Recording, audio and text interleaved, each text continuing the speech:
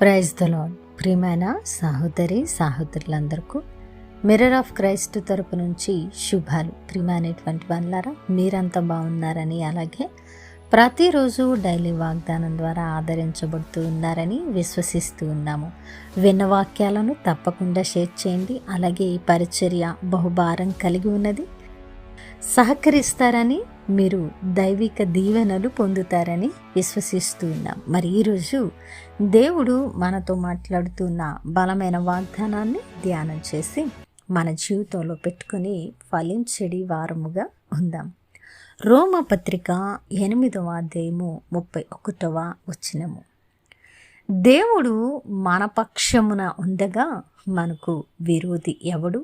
దేవుని నామానికి మహిమ ఘనత ప్రభావములు చెల్లిస్తూ ఉన్నాను. ప్రియ సహోదరుడా, అద్భుతమైనటువంటి శుభ వాగ్దానం.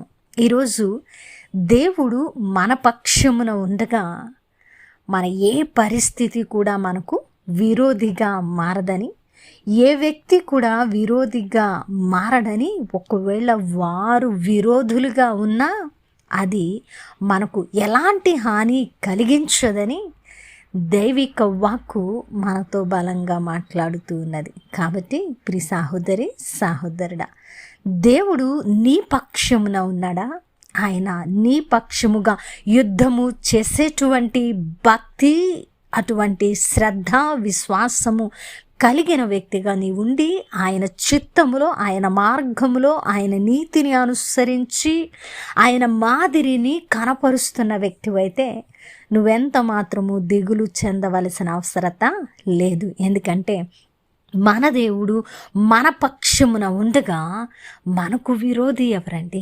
ప్రియ సహోదరుడా, అపవాది నీ సమస్యలను పెద్దగా చూపించవచ్చు, అపవాది నిన్ను కృంగదీయవచ్చు, అపవాది అనేక ప్రలోభాలు పెట్టి నీ బ్రతుకు ఇంతే అని నిన్ను వేధిస్తూ ఉండవచ్చు.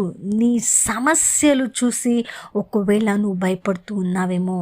అయితే వీటన్నిటిని బట్టి దేవుడు ఈరోజు నీతో మాట్లాడుతున్న మాట, ప్రియమైనటువంటి బిడ్డ, యుద్ధము నాది, నేను నీ పక్షమున ఉండగా నీకు ఏది కూడా విరోధముగా ఉండదు. నీకు విరోధముగా రూపించబడిన ప్రతి ఆయుధమును కొట్టివేసే అధికారము నాకున్నదని ఈరోజు దేవుడు బలంగా మాట్లాడుతున్నారు. కాబట్టి ప్రియ సహోదరుడు, దిగులు చెందొద్దు. ఈరోజు నీ పరిస్థితులు భయానకంగా ఉన్నా, నీ పరిస్థితులు కష్టము, నష్టము, ఇరుకు, ఇబ్బంది, సమస్య, ఊపిరి తీసుకోలేనిటువంటి దిగిపోయిన స్థితిగతులైనా సరే దేవుడు నీ పక్షముగా ఉన్నాడని, అలాంటి భక్తి నువ్వు చేస్తున్నావనే హృదయ ధైర్యము, విశ్వాసము నీకుంటే ఆయన ఖచ్చితంగా నీ పక్షముగా యుద్ధం చేసే దేవుడు. నీకు విరోధుల అందరినీ, నీకు వ్యతిరేకంగా ఉన్న ప్రతి పరిస్థితిని ఆయన నిమిషాల్లో మార్చగలిగే దేవుడు.